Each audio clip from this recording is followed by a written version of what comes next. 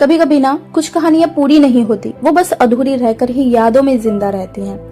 ऐसी ही एक कहानी है स्मिता पाटिल की। मुझे मौत ने नहीं, मुझे जिंदगी ने मारा। वो औरत जो दिखने में काफी स्ट्रॉन्ग थी लेकिन अंदर से बहुत ही सॉफ्ट भी थी। आज मैं आपको बताने वाली हूँ कैसे एक मैरिड एक्टर से उन्हें प्यार हुआ, क्यों उन्होंने बिना शादी के मां बनने का फैसला लिया और क्यों उस एक्टर ने कभी भी उन्हें नहीं अपनाया। तो वीडियो को एंड तक जरूर देखना, क्योंकि एंड में मैं आपको बताऊंगी कि कैसे आप भी स्मिता की वो सादगी भरी खूबसूरती अपने लुक में ला सकती हैं। तो शुरू करते हैं।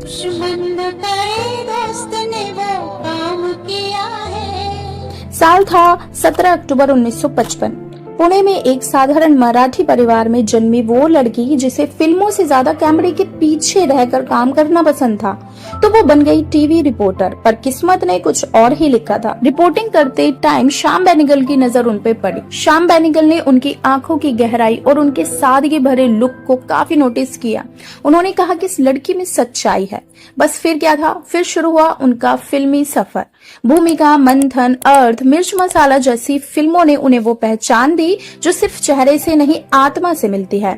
स्मिता ने कभी भी ग्लैमरस रोल नहीं किए, रियल और स्ट्रॉन्ग वुमेन के किरदार ही वो निभाती थी और शायद इसलिए हर औरत खुद को उनमें देखती थी। इसके बाद उनकी मुलाकात हुई एक ऐसे शख्स से जिससे मिलने के बाद उनकी जिंदगी तबाह हो गई। साल था 1979। फिल्म थी भीगी पलकें। वहीं उनकी मुलाकात हुई वो शख्स राज बब्बर से। राज उस वक्त से ही शादीशुदा थे नादिरा बब्बर से। लेकिन कहते हैं ना कि कुछ नजरों में वो बात होती है जो लॉजिक से नहीं समझाई जा सकती। धीरे धीरे दोस्ती हुई और वो दोस्ती प्यार में कब बदल गई दोनों को पता ही नहीं चला।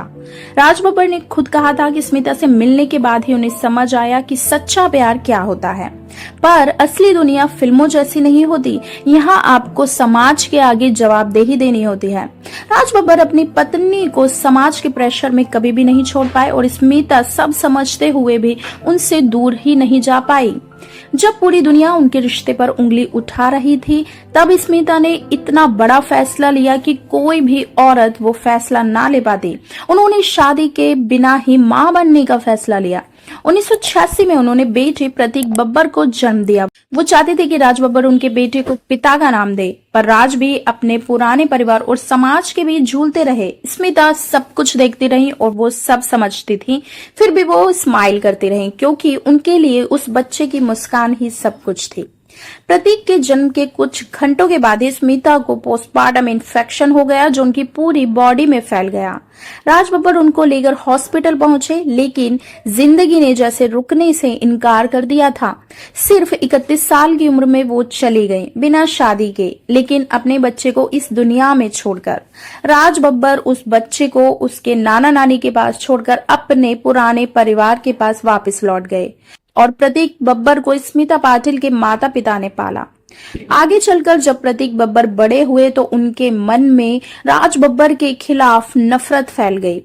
उन्होंने कई बार इंटरव्यू में कहा था कि मुझे अपने पिता से नफरत है क्योंकि उन्होंने मेरी मां को अकेला छोड़ दिया।